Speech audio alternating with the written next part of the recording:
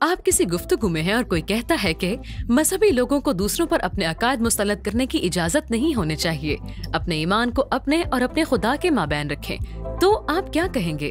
بعض اوقات لوگ یہ سوچتے ہیں کہ جب تک کسی چرچ کی عمارت کے اندر کوئی کیا کہتا ہے یا کیا کرتا ہے، حکومت اس کا ضابطۂ اخلاق نہیں بناتی ہے تو یہ مذہبی آزادیوں کا احترام ہے۔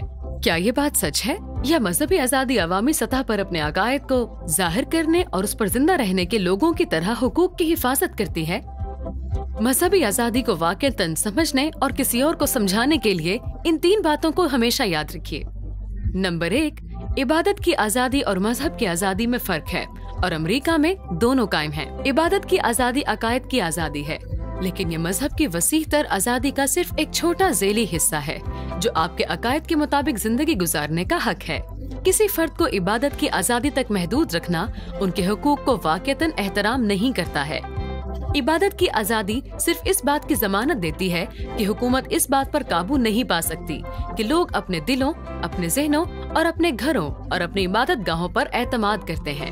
پوری دنیا میں زیادہ تر لوگوں کو اپنی پسند کی بات پر یقین کرنے کی آزادی ہے، لیکن ہر ایک کو آزادانہ طور پر ان کے عقائد کو جینے اور بانٹنے کی آزادی نہیں ہے۔ بالفظ دیگر، انہیں عبادت کی آزادی ہے، لیکن مذہب کی آزادی نہیں۔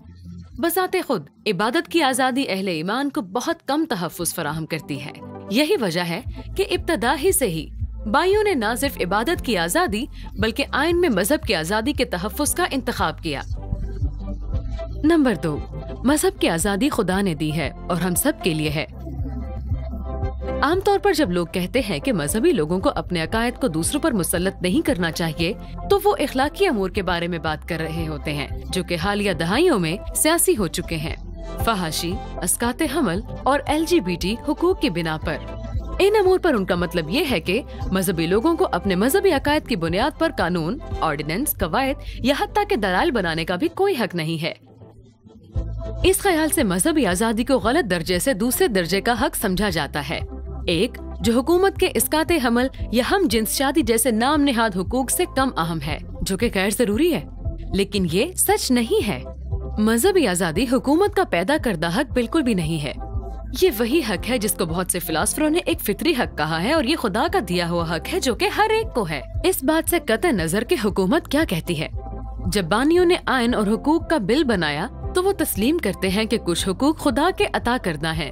وہ تسلیم کرتے ہیں کہ ان کے حقوق کے تحفظ کے لیے حکومت کا کردار ہے، اور وہ جانتے ہیں کہ مذہب کی آزادی ان کی خدائی حقوق میں سے ایک ہے جس کا حکومت کو تحفظ کرنا چاہیے۔ نمبر 3، آزادی مذہب عوامی اجتماع میں سے ہے کیونکہ عوامی اجتماع ہی خیالات کا منبع ہے۔ عوامی اجتماع وہ جگہ ہے جہاں نظریات کا مقابلہ ہوتا ہے اور بہترین خیالات جیت جاتے ہیں۔ یہ اب بھی سچ ہے، یہاں تک کہ اگر کچھ خیالات مذہبی یا دوسری صورت میں آپ کو بے چین محسوس کرواتے ہیں۔ آزادی پسند معاشرے کے بارے میں ایک خوبصورت بات یہ ہے کہ جب ہم مختلف عقائد کا سامنا کرتے ہیں تو ہمیں جاننے کا موقع مل جاتا ہے کہ معاشرے کی حیثیت سے اپنی نجی زندگی اور اپنی باہمی زندگی کو ساتھ ساتھ ترتیب دینے کے لیے کون سے نظریات بہترین ہیں۔ ایک آزاد معاشرہ لوگوں کو عوامی دائرے میں اپنے مذہبی عقائد کا اظہار کرنے کی ترغیب دیتا ہے، یہ ان کو خاموش کرنے کی کوشش نہیں کرتا۔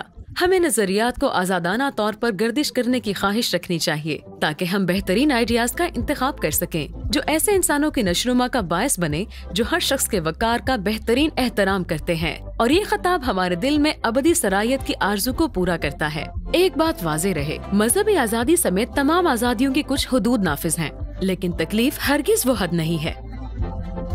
لہٰذا اگلی بار جب کوئی کہے کہ مذہبی لوگوں کو دوسروں پر اپنے عقائد مسلط کرنے کی اجازت نہیں دی جانی چاہیے تو ان 3 باتوں کو یاد رکھیں۔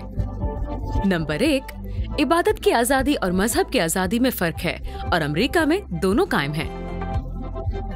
نمبر 2، مذہب کی آزادی خدا نے دی ہے اور یہ ہم سب کے لیے ہے۔ آخر میں نمبر 3، آزادی مذہب عوامی اجتماع میں ہے کیونکہ عوامی اجتماعی خیالات کا منبع ہے۔ تو what would you say سے میں سیرا اسٹون اسٹریٹ۔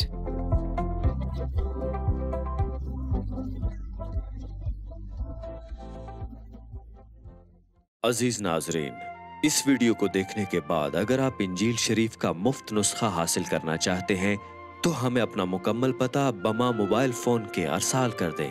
ہم پوری کوشش کریں گے کہ آپ تک انجیل شریف کا مفت نسخہ پہنچ جائے۔